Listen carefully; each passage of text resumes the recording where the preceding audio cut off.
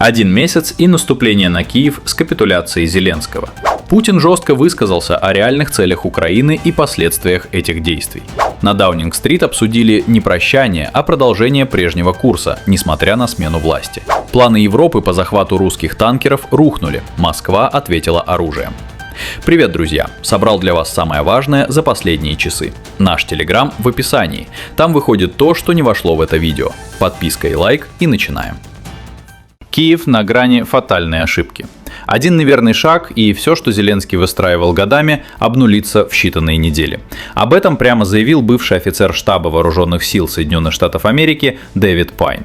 По его словам, самый страшный сценарий для Украины может реализоваться уже в ближайшее время, если Киев решится на нападение на Белоруссию. Пайн описывает это так. От 200 до 300 тысяч солдат заходит в Киев.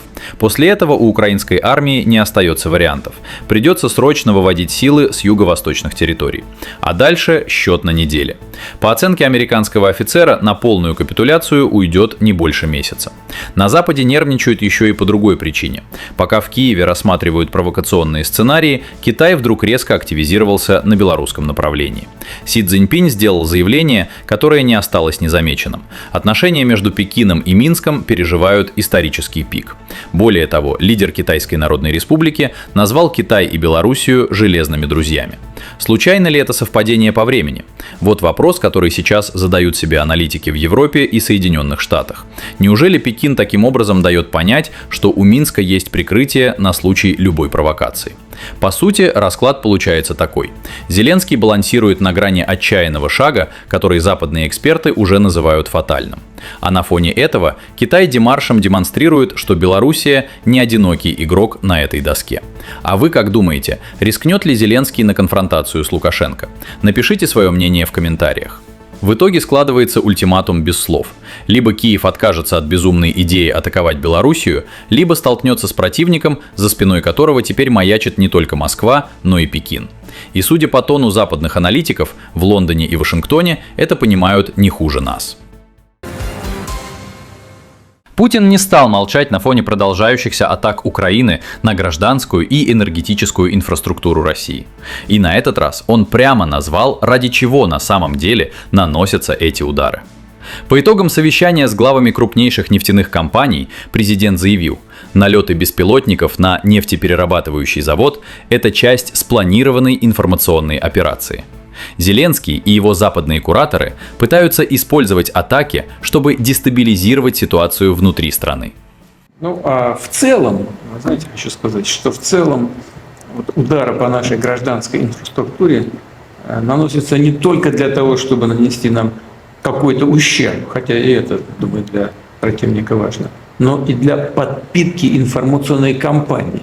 И, может быть, если быть более точным, даже не кампании, а информационной операции, как части противоборства с Россией.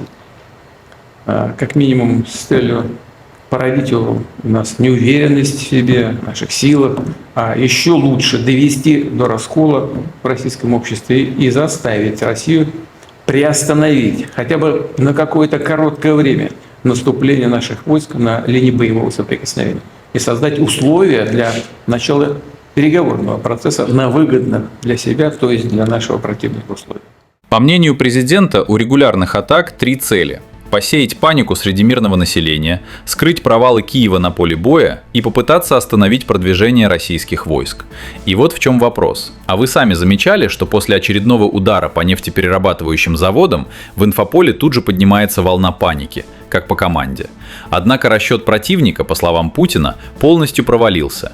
Реальное положение украинской армии от этих ударов никак не меняется. Россия продолжает планомерно выполнять задачи в зоне спецоперации. Мы не дадим им такого шанса. Тем более, и это важно, все эти террористические вылазки никак не влияют на ситуацию на фронте. Вот это принципиальная вещь.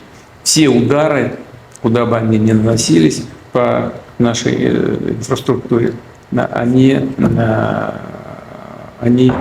абсолютно не влияют на положение на фронте, на линии боевого соприкосновения.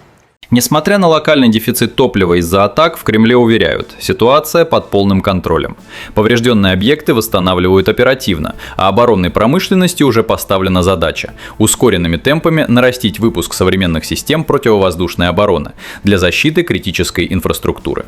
По сути, Москва дала понять, ставка на панику и раскол не сработала, и теперь у России появляется еще один аргумент – не просто отбивать атаки, а закрыть небо над ключевыми объектами так, чтобы подобные удары вообще потеряли смысл. Западная элита снова не может усидеть на месте в своем стремлении нанести России стратегическое поражение. Накануне саммита НАТО на Даунинг-стрит прошла примечательная встреча. Уходящий премьер Британии Кир Стармер принял главу Альянса Марка Рютте. И тема разговора снова одна – поддержка Киева и милитаризация Европы. Несмотря на то, что сам Стармер уже фактически досиживает последние дни в своем кресле. Стармер с первых минут подтвердил – Лондон не сворачивает курс с конфронтации и расширения Альянса. По сути, премьер еще раз закрепил для прессы и для будущего преемника рамки, выходить за которые не позволено.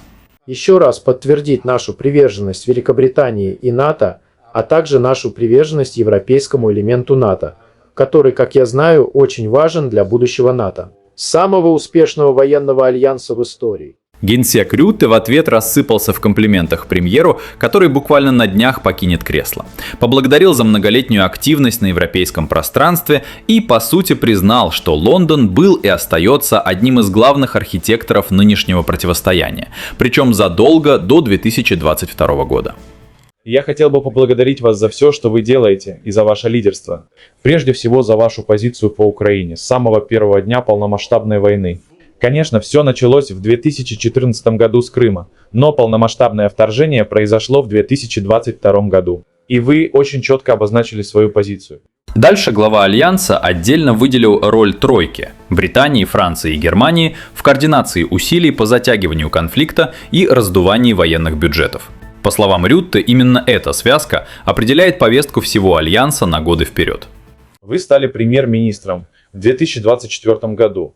Вместе с Францией вы возглавляете коалицию победителей, вместе с Германией – контактную группу по обороне Украины.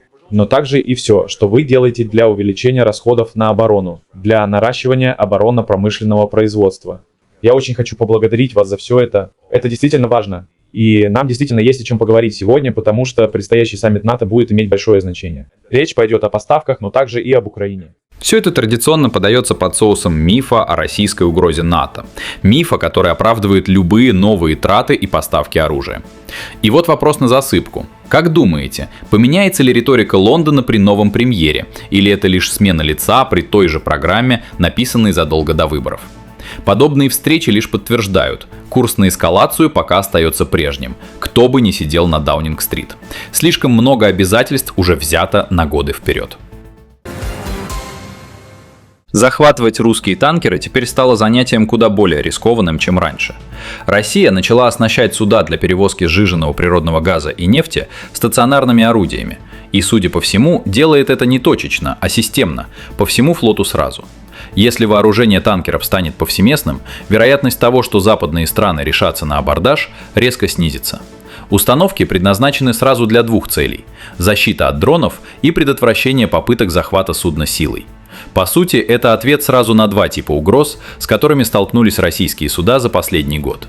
По данным The Times, одна такая установка уже замечена на палубе ключевого судна – танкера «Маршал Василевский». Издание даже опубликовало снимок этой установки, явно рассчитывая напугать собственных читателей, а заодно показать европейским политикам, с чем им теперь придется считаться. И вот в чем вопрос. А как вы думаете, решится ли теперь хоть один европейский патруль на абордаж судна с орудием на борту? Но оружие на палубе далеко не единственная мера защиты. Часть танкеров с российскими интересами уже ходит в сопровождении кораблей военно-морского флота. Российские фрегаты и другие боевые суда открыто проводили танкеры через европейские воды и пролив Ла-Манш. У всех на глазах, без какой-либо маскировки, как будто специально демонстрируя готовность защищать каждый рейс. По сути, цена любой попытки задержать или досмотреть такое судно резко выросла. Раньше расчет был простым – подойти, остановить, обыскать, формально под предлогом санкций. Теперь любой подобный шаг превращается в прямое столкновение с вооруженным судном под охраной военного флота, А это уже совсем другой уровень риска и ответственности. Москва, по сути, дает понять Европе: эпоха безнаказанного пиратства против российского флота заканчивается. И если раньше в Брюсселе обсуждали новые схемы давления на танкеры, теперь там, судя по всему, придется пересчитывать риски с нуля. Итак, давайте подытожим, что мы имеем к этому часу. Бывший офицер Пентагона назвал срок капитуляции Киева в случае удара по Белоруссии, а Китай в этот же момент вдруг вспомнил, что Минск его железный друг. Путин прямо назвал удары по нефтеперерабатывающим заводам информационной операцией Запада и заодно дал понять, что расчет на раскол внутри России провалился. Стармер и Рютте встретились на Даунинг-стрит не ради протокола. Глава НАТО публично поблагодарил уходящего премьера за курс, который тот выстраивал годами. И на этом фоне русские танкеры начали выходить в море с орудиями на палубе. Абордаж теперь обойдется куда дороже, чем раньше. Пишите в комментариях, что думаете по поводу всей этой картины. Я читаю все. Поддержите канал подпиской и лайком. С вами был Медиашот. Скоро увидимся. Всем пока.